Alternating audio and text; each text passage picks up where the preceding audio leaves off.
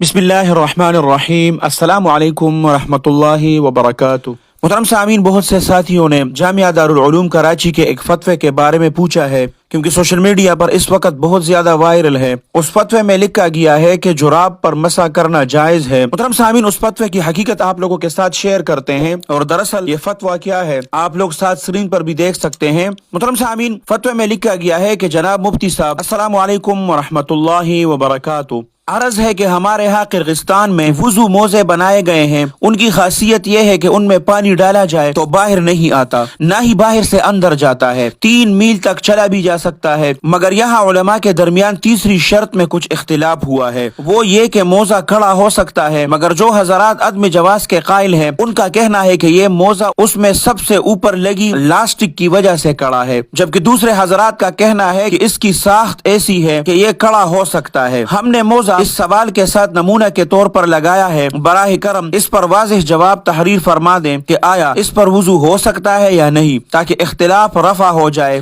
کیونکہ ہمارا دارالعلوم پر پورا بھروسہ ہے۔ محترم سامعین، آخر میں اس جراب کی تصویر بھی آپ لوگوں کے ساتھ شیئر کرتے ہیں، لیکن پہلے آپ لوگ جواب سن لیں کہ جامعہ دارالعلوم کراچی کے مفتیان حضرات نے کیا جواب دیا ہے اور لوگوں نے سوشل میڈیا پر اس سے کیا بنایا ہے۔ اس جراب کی تصویر سوشل میڈیا پر لگائی ہے اور دارالعلوم کا فتویٰ لگایا ہے کہ دارالعلوم کراچی نے جراب پر مسح کو جائز قرار دیا ہے، اور یہ فتویٰ ہے۔ دارالعلوم کراچی کے مفتیان حضرات جواب میں لکھتے ہیں کہ مذکورہ سوال میں وضو موزے موٹے کپڑے سے تیار شدہ ہونے کی وجہ سے کڑے ہو سکتے ہیں، نہ کہ لاسٹک کی وجہ سے، اور اگر لاسٹک بھی اس کے کڑے ہونے میں یا پنڈلی سے لگے رہنے میں معاون ہو تب بھی کوئی مذائقہ اس لیے نہیں کیونکہ لاسٹک اس موزے کی بناوٹ میں شامل کر کے اس کا حصہ بنا دی گئی ہے، اور عرف میں اس کو باندھنا نہیں کہا جاتا، جبکہ فقہا کی عبارت سے معلوم ہوتا ہے کہ اگر موزوں کو باندھے بغیر پہن کر چلا نہیں جا سکے یا چلتے ہوئے اتر جائے اور پھر اس کو کسی ایسی چیز سے باندھا جائے جو اس سے منفصل ہو تو ایسے موزے پر مسح درست نہیں ہے، اور اگر اس میں لاسٹک نہ بھی ہو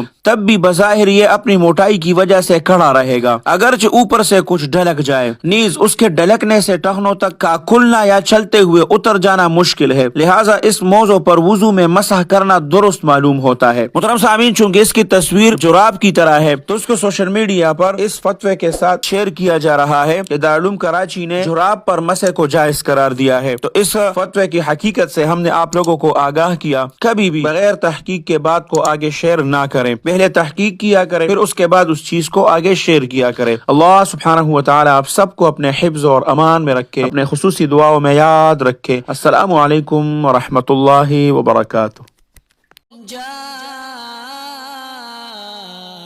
الحق وزهق الباطل إن الباطل كان زهوقا۔